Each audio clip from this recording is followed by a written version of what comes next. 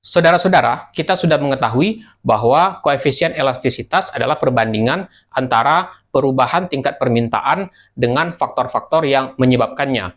Kita ketahui kemarin bahwa ada 3 faktor yang kita perhitungkan, yakni faktor harga barang itu sendiri, faktor harga barang lain, dan faktor tingkat pendapatan. Lalu pertanyaannya adalah, untuk apa itu semua? Apa gunanya kita menghitung elastisitas? Salah satu fungsi dari elastisitas yang akan kita bahas kali ini adalah kegunaannya dalam meramalkan tingkat permintaan. Bagaimana caranya? Mari kita ikuti.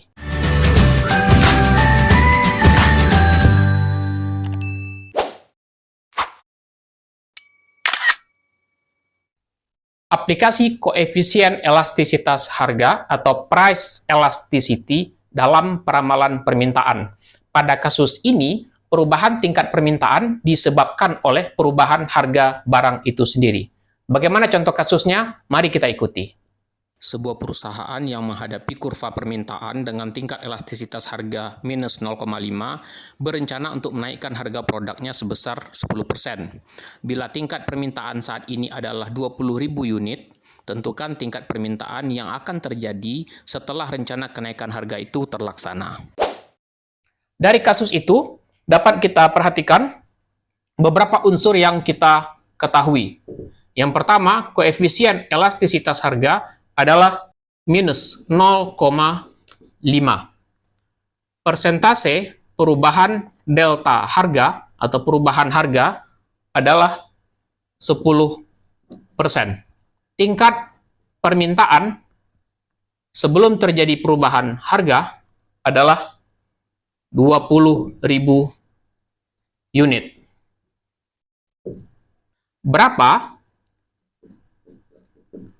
tingkat permintaan setelah terjadi perubahan harga? Mari kita bahas. Pertama, kita lihat di sini bahwa produk ini bersifat inelastis. Dari mana kita ketahui? Yakni dari koefisien elastisitasnya yang berada antara 0 dengan 1. Baik, mari kita bahas. Untuk mengetahui berapa jumlah tingkat permintaan setelah terjadi perubahan harga, maka ada 2 tahap yang harus kita lakukan. Yang pertama, kita harus mengetahui persentase perubahan quantity of demand. Kedua, masuklah kita pada tahap untuk mengetahui berapa quantity of demand pada kondisi telah terjadi perubahan harga. Yang pertama, untuk mengetahui persentase delta QD, kita menggunakan rumus dari elastisitas harga, di mana elastisitas harga sama dengan persentase delta QD per persentase delta harga. Nah, karena yang akan kita ketahui adalah persentase delta QD, maka kita langsung keluarkan persentase delta QD sama dengan tingkat elastisitas harga dikali persentase delta P. Kita langsung masukkan di sini, tingkat elastisitas adalah minus 0,5 dikali persentase delta P adalah 10%. Jadi hasilnya adalah minus 5%. Jadi kita sudah jawab bahwa persentase delta QD atau persentase perubahan tingkat permintaan adalah minus 5%. Kenapa minus? Karena hubungan harga dengan permintaan berbanding terbalik. Kita sudah tahu bahwa persentase perubahan QD2 sama dengan min 5%, sekarang kita akan mencari QD2. Caranya adalah kita akan menggunakan rumus dari persentase QD. Jadi persentase delta QD sama dengan QD2 kurang QD1 per QD1 dikali 100%. Kita tinggal masukkan persentase delta QD adalah min 5 persen sama dengan QD2-nya belum kita ketahui, jadi QD2 kurang QD1-nya adalah 20.000 per QD1 20.000 kali 100%.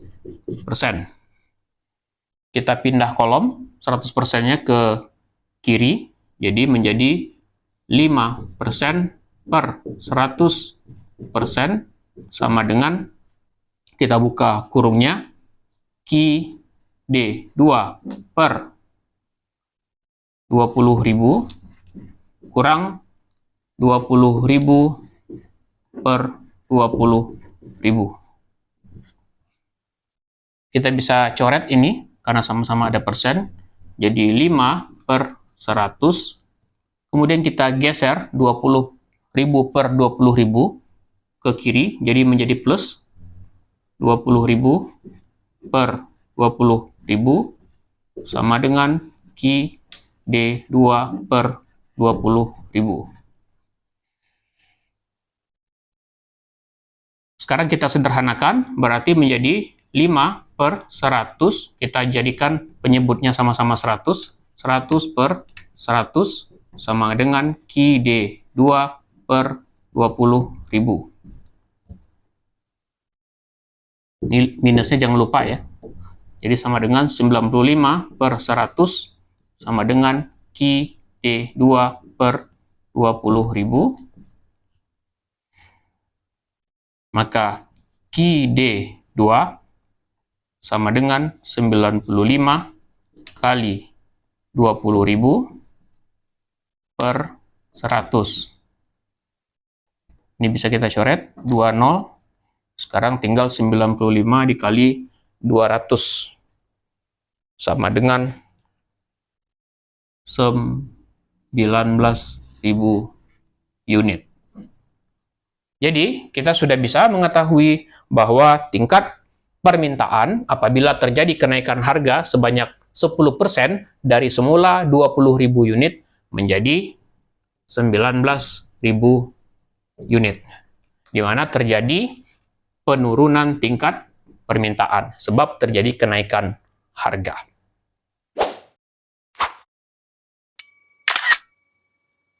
Baik, sekarang kita lanjutkan kepada kasus cross price elastisitas, yakni elastisitas yang disebabkan oleh harga barang lain. Contoh kasusnya seperti berikut. Sebuah perusahaan mendengar kabar bahwa pesaingnya berencana menaikkan harga jual sebesar 4%.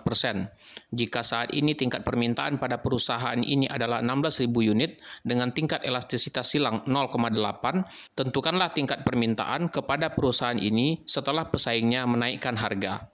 Dari kasus tadi, kita sudah melihat bahwa ada persentase perubahan harga produk Y sebanyak 4%, kemudian jumlah permintaan terhadap produk X sebanyak 16.000, tingkat elastisitas silang adalah 0,8. Dari angka ini kita tahu bahwa produk ini adalah produk substitusi, karena tingkat elastisitasnya positif. Pertanyaan sama dengan tadi, berapakah QD2? Untuk itu kita akan menggunakan langkah-langkah seperti tadi. Pertama, kita harus mengetahui dulu berapa persentase delta QDX. Kemudian kita ingin mengetahui berapa QDX2. Pertama, kita mencari dulu persentase delta QDX. Kita ketahui bahwa elastisitas silang itu sama dengan persentase delta QDX per persentase delta PY. Maka untuk mengetahui persentase delta QDX itu sama dengan elastisitas silang dikali persentase delta PY. Kita tinggal masukkan elastisitas silangnya adalah 0,8 dikali delta PY adalah 4%. Maka persentase delta QDX itu sama dengan 3,2%. Maka kita sudah mengetahui bahwa persentase delta QDX adalah 3,2%.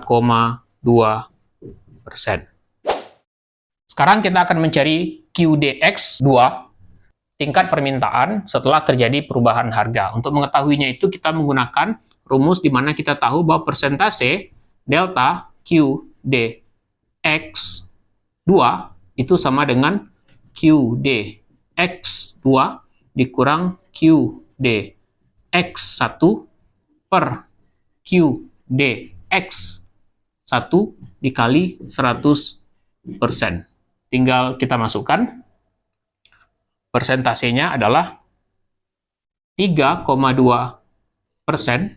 Itu sama dengan QDX2-nya masih belum kita ketahui. QDX2 dikurang QDX1-nya adalah 16.000 per 16.000 kali 100%.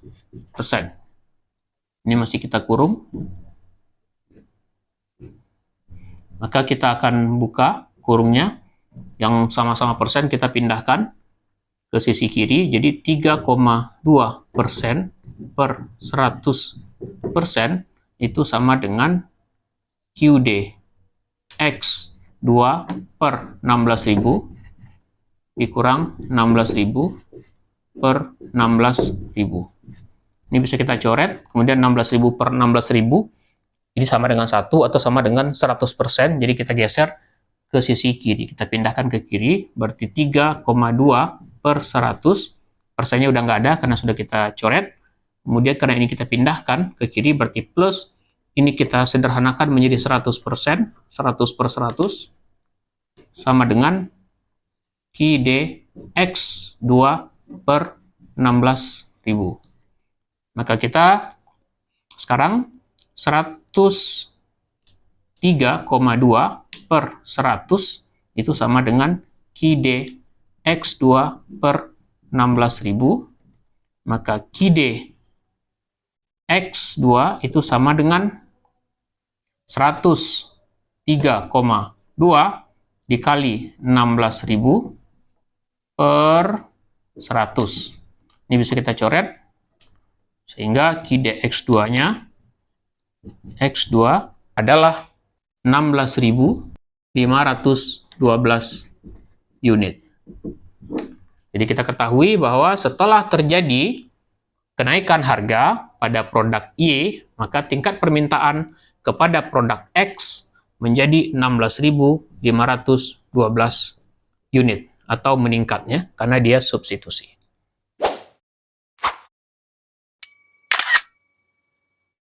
Selanjutnya kita akan membahas tentang income elasticity of demand, yakni kita melihat aplikasinya bagaimana kita menggunakan income elasticity of demand untuk meramalkan tingkat permintaan. Kasusnya adalah sebagai berikut. Pemerintah berencana meningkat gaji pegawai negeri sebesar 8%. Sebelum peningkatan gaji, tingkat permintaan pegawai negeri di pasar adalah 20.000 unit. Ramalkan tingkat permintaan yang akan terjadi apabila elastisitas pendapatan sebesar 0,2. Dari kasus itu, kita bisa lihat bahwa persentase perubahan tingkat pendapatan ada 8%, kuantiti pada saat sebelum terjadi peningkatan tingkat pendapatan adalah 20.000 unit, kemudian tingkat elastisitas pendapatan atau EY adalah 0,2.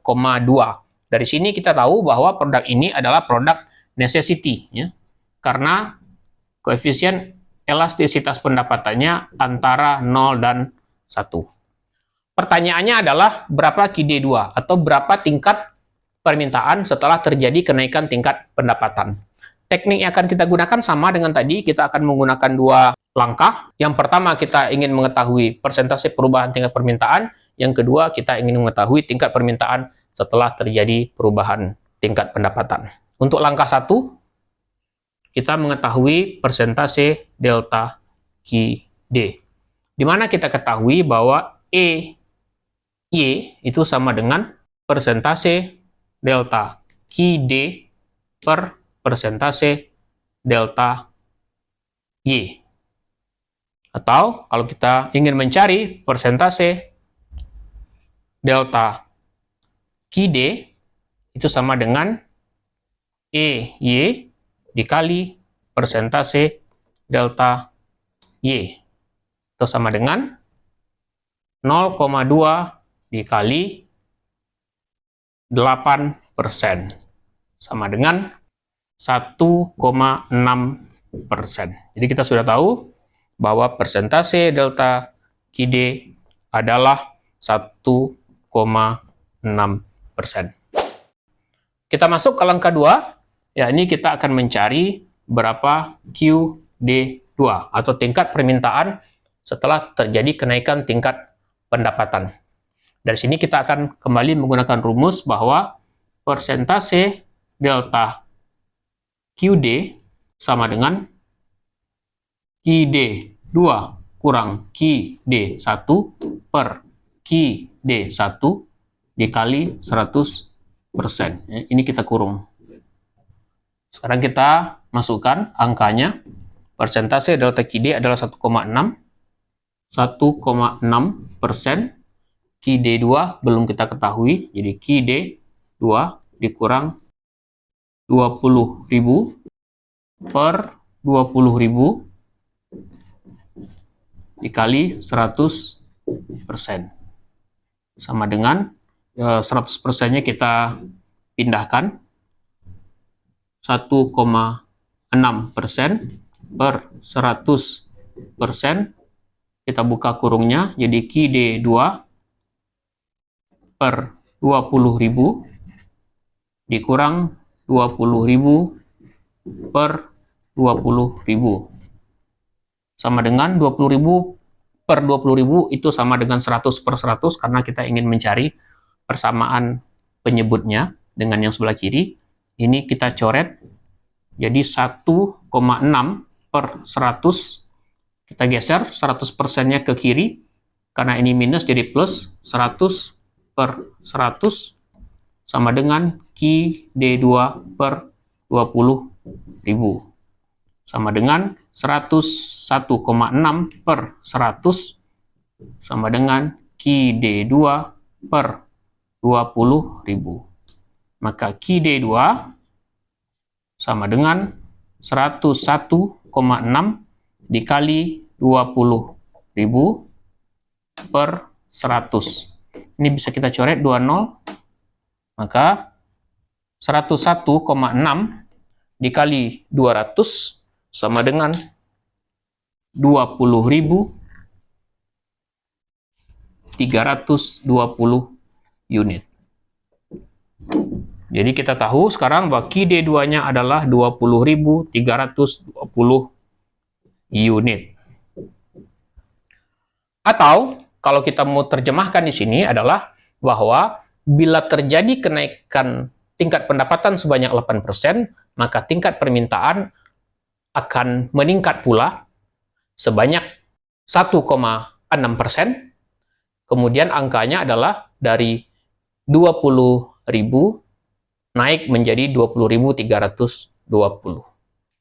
Sehingga kalau misalnya pemerintah ingin membuat kebijakan, misalnya dia ingin meningkatkan tingkat permintaan karyawan yang sebanyak 1,6%, maka dia tingkatkan saja gajinya dengan 8%, atau dia tambah gajinya sebanyak 8%. Maka akan meningkatlah tingkat permintaan sebanyak 1,6%, yakni sebanyak 20.320 unit. So, saudara, ketiga contoh tadi adalah contoh yang terjadi di mana harga meningkat dari harga yang rendah kepada harga yang tinggi. Baik pada kasus harga barang itu sendiri atau price elasticity of demand, maupun pada cross elasticity of demand. Dan juga pada kasus ini, kasus income elasticity of demand, kasusnya juga terjadi peningkatan income. Nah, apa yang akan terjadi bila yang terjadi kebalikannya? Misalnya harga barang itu sendiri turun, atau harga barang lain turun, atau tingkat pendapatan turun. Nah, bagaimana caranya? Bagaimana pendapat Anda tentang itu? Bisakah Anda melakukan penghitungannya? Jika bisa, silakan tuliskan hasil penghitungan Anda di kolom komentar. Dan kalau ada pertanyaan, silakan tinggalkan di kolom komentar. Sampai jumpa.